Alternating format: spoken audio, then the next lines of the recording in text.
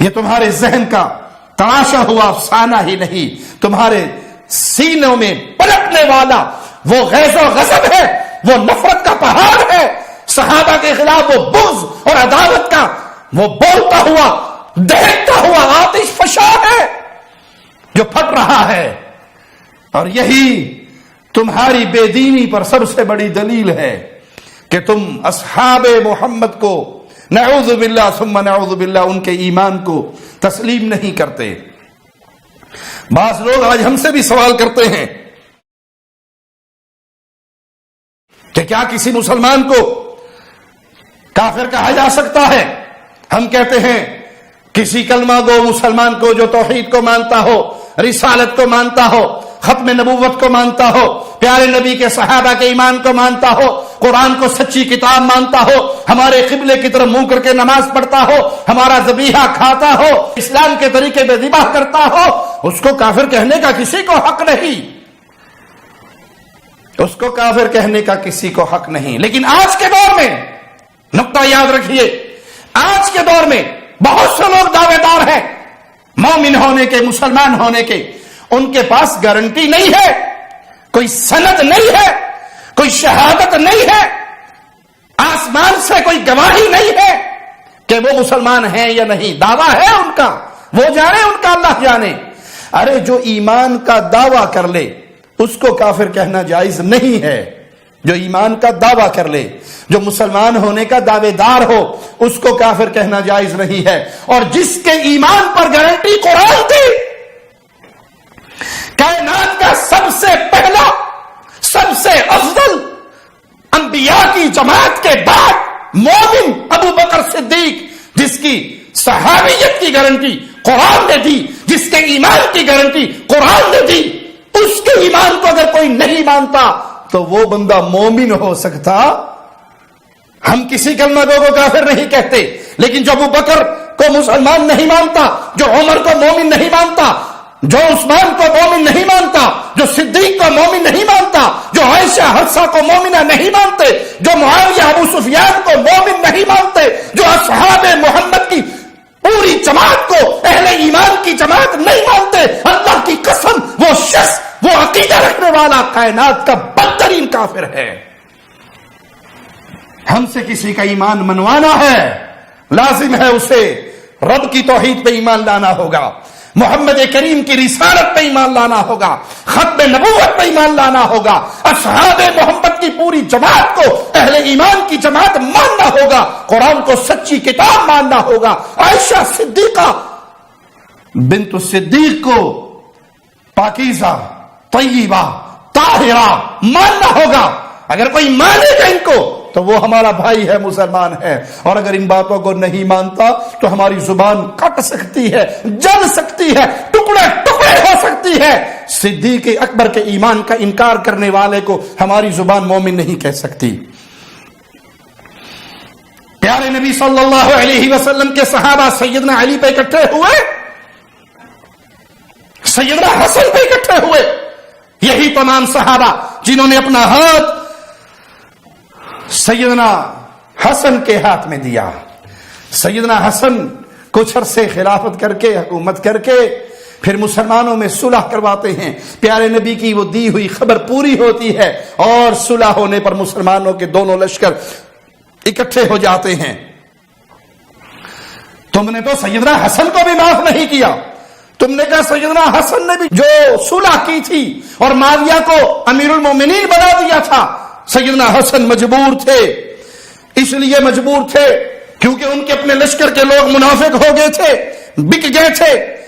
جو بکنے جیسے نہیں تھے وہ اپنے لشکر والوں کو لوٹنے لگ گئے تھے، ڈاکو بن گئے تھے. جنہیں لوٹنے کا موقع نہ ملا، جنہیں لوٹنے کا موقع نہ ملا، انہوں نے سیدنا حسن کو ہی گرفتار کر کے، قید کر کے معاویہ کے ہاتھوں پر بیچنے کا پلان بنا لیا تھا. صلح نہ کرتے تو کیا کرتے، مجبور ہو گئے تھے، ساتھ کوئی رہا نہیں تھا. فنجعل لعنت اللہ علی الکاذبین، جھوٹوں پر اللہ کی لعنت برسے. تمہاری یہ جھوٹی داستان سبائی ٹولے کی گھڑی ہوئی داستان، آؤ تمہیں سناؤں تمہارے ہی جواد کے نام سے. اس ذاکر کو سنو، یہ کہانی سنا رہا ہے۔ مرحوم تبرسی کی کتاب الاحتجاج، اس کے اندر جلد دوم میں احتجاجات امام حسن میں یہ روایت جو بارہا اس کا متن تفصیل کے ساتھ آپ مومنین کی خدمت میں پڑھا ہے، موجود ہے، آپ رجوع کر سکتے ہیں کتاب کی طرف بھی اور اس گفتگو کی طرف بھی۔ امام علیہ السلام نے وہاں پر اپنی صلح اور مصالحت کے اسباب بیان کیے۔ میں نے کیوں معاویہ کے ساتھ صلح کی ہے؟ فرماتے ہیں اس لیے صلح کی ہے کہ دو اغتیال، دو منصوبے، دو پلاننگ میرے سامنے آئی۔ میں نے دیکھا کہ دو منصوبے ہیں، ایک میرے دشمن کی اور ایک میرے ساتھیوں کی۔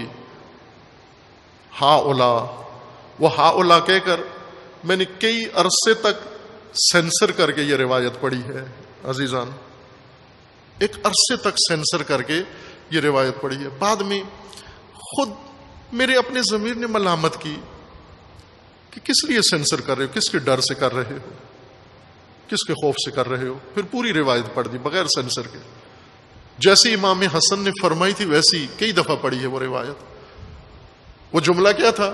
یہیں پر اس روایت میں تھا ہا اولا۔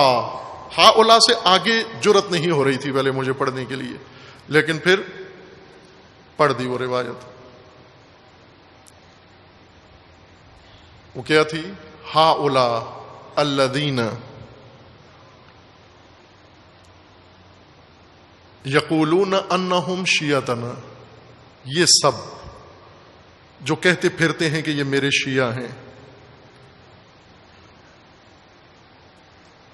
پھر ان کا اغتیال، ان کا منصوبہ، ان کا دام فریب میرے سامنے آیا کہ یہ کیا سوچ رہے ہیں۔ پھر میں نے ان کا منصوبہ سوچا کہ یہ کیا سوچ رہے ہیں۔ دونوں کا جب میں نے رکھ کے پرکھا، موازنہ کیا، اپنے دشمنوں کا اور اپنے شیعوں کے دونوں کے منصوبے دیکھے، تو مجھے دشمن کا منصوبہ بہتر نظر آیا۔ کیوں؟ کہ میرے اپنے شیعوں نے میرے لیے جو منصوبہ بنایا تھا اس کے اندر بہت ذلت تھی۔ اس لیے میں نے یہ کتاب الاحتجاج میں ہے، کئی دفعہ روایت پڑھی ہے عزیزان من۔ وہ کیا منصوبہ تھا کہ ہم امام حسن علیہ السلام کو پکڑ کے، گرفتار کر کے، رسیوں میں باندھ کے شامیوں کے حوالے کر کے معاوضہ لے لیتے ہیں، اس کے بدلے میں غنیمت لے لیتے ہیں، مال غنیمت لیتے تھے، امام فروشی کرتے ہیں۔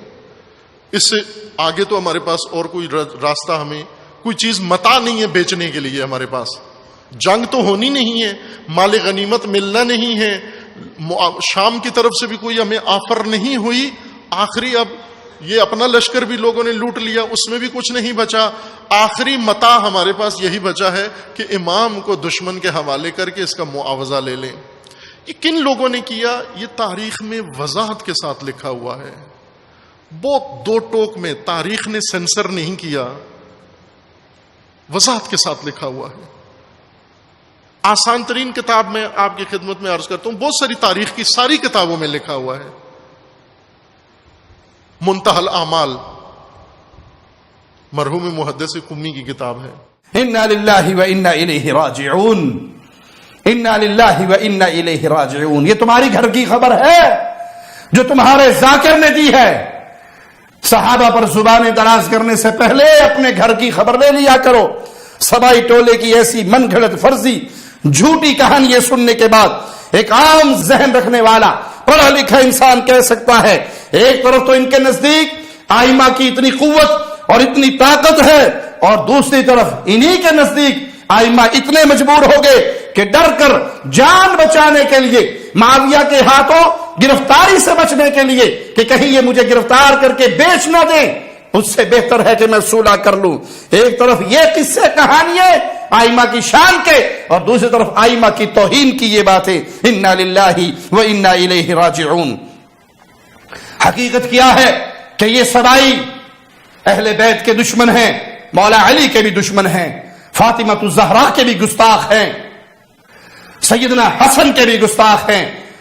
جن کے دل میں ابو بکر، عمر، عثمان کی محبت نہیں، وہاں پر علی، فاطمہ، حسن و حسین کی بھی محبت پیدا نہیں ہو سکتی، رضوان اللہ علیہم اجمعین۔ یہ پیارے نبی صلی اللہ علیہ وسلم کے پیارے ساتھی ہمارا ایمان ہے، معیار حق ہیں، ہم اس شخص کو مسلمان نہیں مانتے جو پیارے نبی کے صحابہ کے ایمان کا انکار کرے، اور اس شخص کو بھی مسلمان نہیں مانتے جو مصطفیٰ علیہ الصلوۃ والسلام کے اہل بیت کی ادنیٰ سے گستاخی کرے، ان کے ایمان کا انکار کرے۔ ہمارے نزدیک اہل الحدیث کے نزدیک صحابہ اور اہل بیت پیارے نبی صلی اللہ علیہ وسلم کے ساتھ محبت کرنے والے ہر مسلمان پر لازم ہے کہ ان دونوں گروہوں سے محبت کرے، اور ان کے درمیان بھی آپس میں دونوں گروہوں کے اندر محبت تھی۔ تم نے جو سوال لوگوں کے سامنے پیش کی ہے صحابہ اور اہل بیت کے درمیان دشمنی کی، وہ تمہارے دلوں کا فساد ہے، حقیقت سے اس کا کوئی تعلق نہیں۔